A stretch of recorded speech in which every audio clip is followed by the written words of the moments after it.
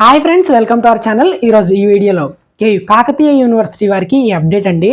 నిన్న reschedule update వచ్చింది కదా. సో ఇప్పుడైతే టైం టేబుల్ అనేది రిలీజ్ చేశారు.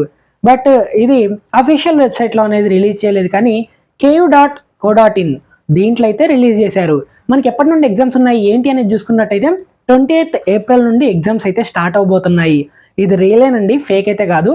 అంతేకాకుండా ఈ రీవాల్యుయేషన్ రిజల్ట్స్ అనేవి అసలైతే మినిమం 2 months పడతాయి. ఒకవేళ అలా కాదు అంటే ఎస్టిమేటెడ్ అప్డేట్ ఏంటి అంటే ఈ మంత్ ఎండింగ్లో కానీ లేదంటే నెక్స్ట్ మంత్ ఫస్ట్ వీక్లో కానీ రిలీజ్ అయ్యే అవకాశం అయితే ఉంది. మీరైతే అప్పటి వరకు ప్రిపేర్ అవ్వండి.